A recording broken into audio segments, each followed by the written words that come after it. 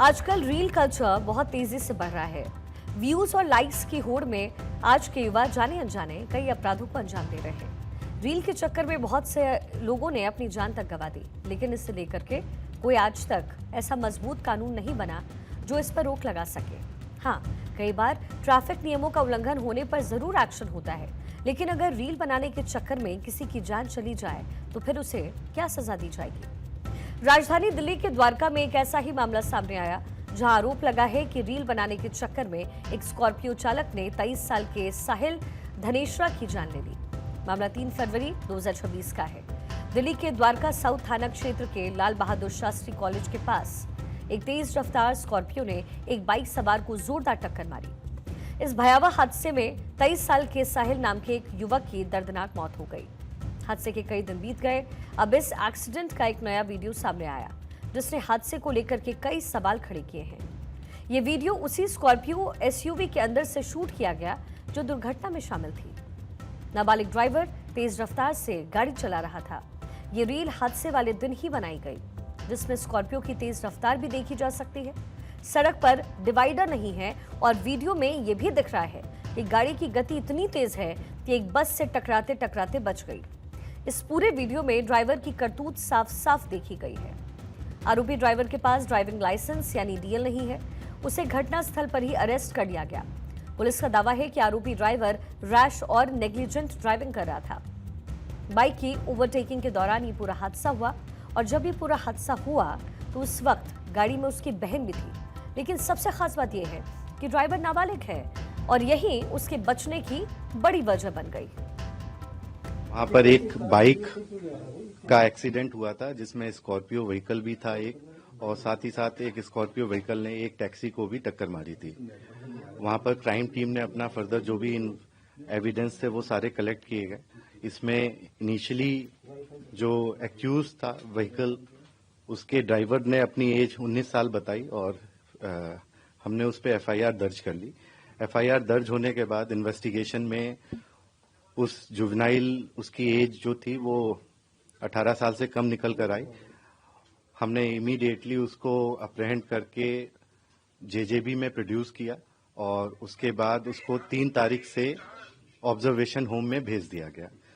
पता चला है कि 10 तारीख को उसको वहां से अंतरिम रिलीफ मिला है, और उसके फादर को भी हमने बाउंड डाउन किया है एमवी एक्ट में, और फर्दर उसको चार्जशीट भी करेंगे फादर को, और अभी इन्वेस्टिगेशन उसका चल रहा है। अब इस हादसे में जिस 23 साल के साहिल धनेश्रा की मौत हो गई है, उनकी मां ने अब इंसाफ की गुहार लगाई। वो सिंगल मदर है, बेटे की मौत से वो पूरी तरीके से टूट चुकी हैं। बार बार उनका दर्द छलक रहा है। उनका कहना है कि बेटे की मौत उनकी फनी रील की वजह से हुई। जो कुछ हुआ इसे महज दुर्घटना नहीं कहा जा सकता। साहिल की मां आरोप लगा रही है कि ये क्रिमिनल एक्ट है, कोई नॉर्मल हादसा नहीं है। उन्होंने सवाल पूछा कि क्या हादसा आपराधिक मानसिकता नहीं दिखाता। उन्होंने पूछा कि ओवर स्पीड का चालान होने के बाद उसे क्यों नहीं रोका गया। क्या ऐसे लोग पैसे के दम पर कुछ भी कर सकते हैं? जिसके पास ड्राइविंग लाइसेंस नहीं है, उसके पिता ने उसे गाड़ी कैसे दी? पिता के खिलाफ कार्रवाई क्यों नहीं की जा रही है? पैसों के दम पर बचा लेंगे वाली सोच से आखिर कब बाहर निकला जा सकता है? इसी बीच सूत्रों के हवाले से यह भी जानकारी आ रही है कि आरोपी के पिता ने यूपी में जाकर बेटे का फर्जी ड्राइविंग लाइसेंस भी बनवा लिया था। कहा जा रहा है कि एक रीलबाज नाबालिग की सनक ने एक परिवार ही उजाड़ दिया, क्योंकि सिंगल मदर ने बच्चे को पाल पोस कर बड़ा किया। 23 साल का साहिल मां के लिए पूरी दुनिया था, लेकिन एक लापरवाही और जिद ने उसकी जान ले ली। साहिल अपनी मां का इकलौता सहारा था, जिसकी जान जाने से मां पूरी तरीके से परेशान है, टूट चुकी है, और बेटे के लिए इंसाफ की गुहार लगा रही है। एक्ट हुआ है, ये जो इंसिडेंस हुआ है, मेरे बच्चे की जान गई है।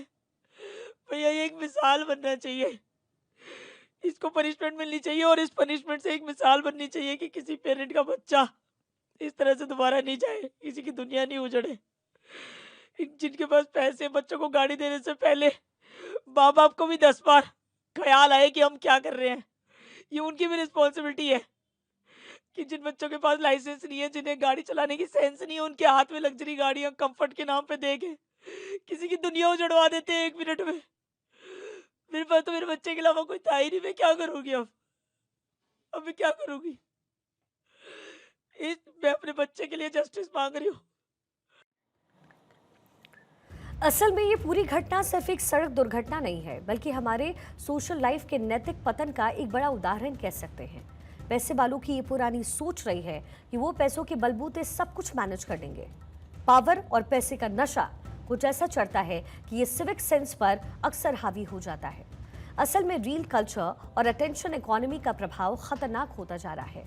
आजकल सोशल मीडिया पर लाइक्स और व्यूज पाने की होड़ एक मानसिक बीमारी का रूप ले रही है।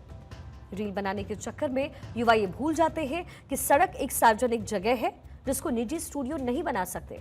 महंगी गाड़ियों के साथ स्टंट करना या तेज रफ्तार में गाड़ी चलाना आजकल दिखावे की दुनिया में लोकप्रिय हो गया है।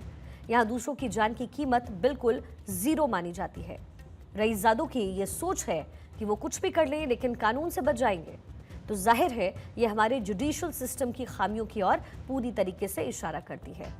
जब रसूखदार लोग पहले के मामलों में आसानी से जमानत पा जाते हैं तो उनका मनोबल और बढ़ता है।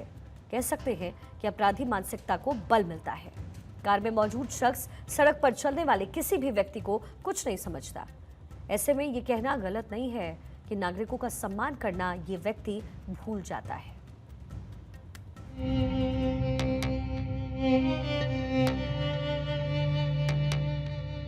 तो मेरे बच्चे को उड़ा दिया उसने। I am a helpless mother alone.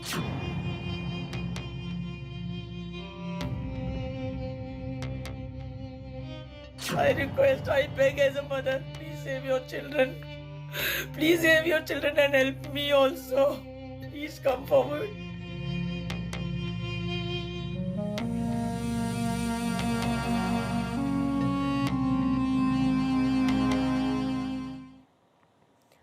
अब अपने इकलौते बेटे की जान जाने से एक मां को क्या दुख पहुंच रहा है, इस पहलू को भी समझना जरूरी है। क्योंकि मां के लिए उसका इकलौता बेटा केवल एक संख्या नहीं होता है, बल्कि उसका पूरा भविष्य और सहारा होता है। अब मां इंसाफ की गुहार लगा रही है। पीड़ित मां का संघर्ष सिस्टम और पैसे की ताकत के खिलाफ चल रहा है। इसी हादसे में एक कैब ड्राइवर अजीत सिंह भी घायल हुए हैं। उनकी कार को स्कॉर्पियो ने पीछे से टक्कर मारी। कुछ बच्चों ने उन्हें कार से बाहर निकालकर अस्पताल एडमिट करवाया। इसके बाद उन्हें कुछ टाँके लगे और अस्पताल से छुट्टी दे दी गई। कैब ड्राइवर का कहना है कि वो घर में कमाने वाले अकेले थे। अगले कई महीने तक वो काम नहीं कर पाएंगे। ऐसे में वो भी मुआवजे की मांग अब कर रहे हैं। ये मैं उधर साइड में खड़ा था, लाल बहादुर कॉलेज है उसके साइड में, तो उधर पीछे से वो स्कॉर्पियो आई और उसने मेरी गाड़ी में ठोक दी और मेरी गाड़ी आगे जाके लगी बस में। और फिर कुछ बच्चों ने मेरे को बाहर निकाला गाड़ी से और उन्होंने हॉस्पिटल भिजवाया, ये इंदिरा गांधी। मांग तो यही है कि भाई मैं अपने घर में अकेला कमाने वाला हूँ। अब डॉक्टरों के हिसाब से तो 5-6 महीने का होगा मेरा, तो जब तक मेरा क्या होगा परिवार का। तो अब सवाल ये उठता है कि क्या इन दोनों केस में इंसाफ मिल पाएगा, क्योंकि एक मां को अपने बेटे की मौत का जवाब चाहिए, तो एक कैब ड्राइवर को अपना घर चलाने के लिए कोई सहारा। ऐसे में जरूरी है कि कुछ नियम तो जरूर बने। अब ऐसे में सख्त कानून की जरूरत आन पड़ी है, चाहे हिट एंड रन केस हो या फिर रील बनाने के चक्कर में किसी की जान चली जाए। इसके लिए हमारे लॉ में और भी कठोर प्रोविजंस और फास्ट ट्रैक ट्रायल होने की जरूरत है। यहाँ पर अभिभावकों की जिम्मेदारी भी बढ़नी चाहिए।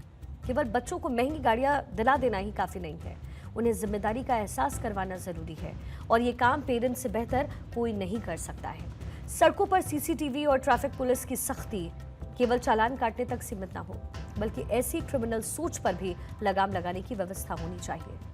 द्वारका में रोड एक्सीडेंट हुआ, वो सिर्फ हादसा नहीं है, बल्कि रील के चक्कर में हुआ एक बड़ा क्राइम है। मृतक की मां इस पूरे मामले में इंसाफ की लगातार गुहार कर रही है, लेकिन क्या उनकी सुनवाई हो पाएगी? क्योंकि इस वक्त आरोपी ड्राइवर नाबालिग की शील्ड के पीछे छिप करके अपना बचाव कर रहा है।